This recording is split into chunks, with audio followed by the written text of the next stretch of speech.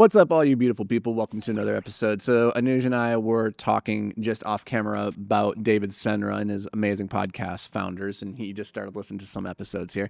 And it got us talking about one of the big questions of life that we all struggle with, which is, what am I here to do? Like, what is my purpose? What is my passion? You've heard people say, if you love what you do, you'll never work a day in your life. And, Steve Jobs famously, when he gave the commencement speech at Stanford right before he died, said, find the thing that you love and then do everything within your power just to do that thing. So find your passion. But what is that thing for you? As you get older and you get a little bit more disenfranchised or disenchanted with life and work, you start to go on a search more and more to try and find what that thing is. And it can be really hard. And you can feel like maybe there isn't a thing for you. And I want to suggest to you in this episode today a way that you might be able to track down and find the thing that you were meant to do with your life. So take a listen. Let me know down in the comments once you get to the end of this one, what were you put here to do based off of what we talked about in this episode?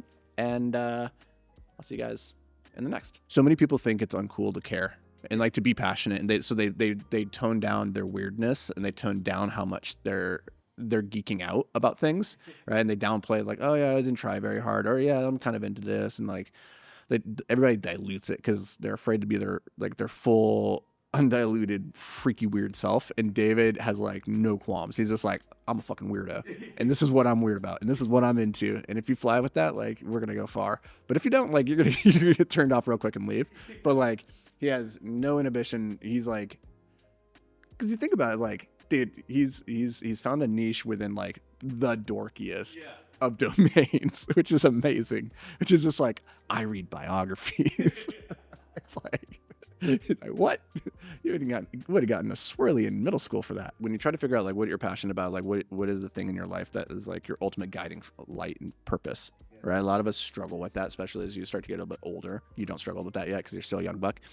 You will struggle with it at some point in life where you're what's the meaning of it all? What am I here to do? Blah, blah, blah, blah, blah, all that stuff.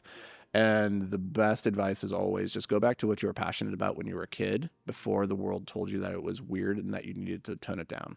So go back to Yu-Gi-Oh, go back to Pokemon, go back to whatever it was. And maybe it's not Yu-Gi-Oh, maybe it's just oh, I was really into trading cards. Yeah. Right. Or maybe I was just really into strategy games, whatever. You go back to him, it's what were you really passionate as a kid? I was really passionate about reading. Okay, well, how do you make a thing out of that? Well, I don't know, figure it out. But now you know the direction to go to. The thing that you were mocked for as a child is usually the thing that you'll be revered for as an adult. We did an episode on this a while back. Yeah. The thing, thank you, Anthony. Yeah. Right. I think I really like explaining and understanding. So for me, explaining is a means of understanding more deeply the idea. I love ideas. If we really distill all the content that I create, it's really around here's an interesting idea and what you can do with it. And so part of that unpacking of that idea is then how do I communicate this? Because your ability to explain an idea is directly proportional to how deeply you understand it. Yeah. Right? And so when I think back on my childhood, I loved ideas and communicating those ideas. And so then you think about, okay, story is a vehicle. If you how do you most impactfully communicate an idea? Well, you do it through understanding the concept deeply. You do it through story, right? And so you think about what is Anthony uniquely good at? He's really good storyteller. He's really good at unpacking complex ideas and making them land in a way where you go, holy shit.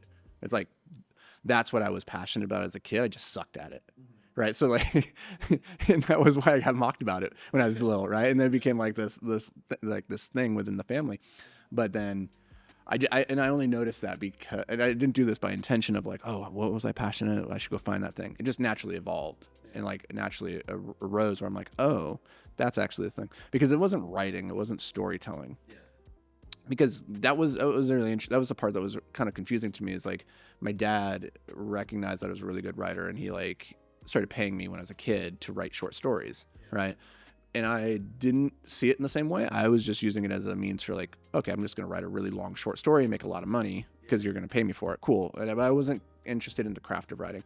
I'm not really interested in the craft of writing beyond its ability to help you better understand an idea. Yeah. And so actually it's really interesting. So yesterday I started a Substack called Quintessentia. quintessentia is the fifth essence or the fifth element. So like the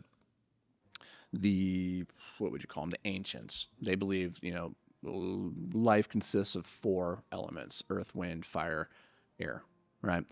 And there's a fifth element that surrounds and encompasses all of them. The fifth element, quinta essentia, fifth element.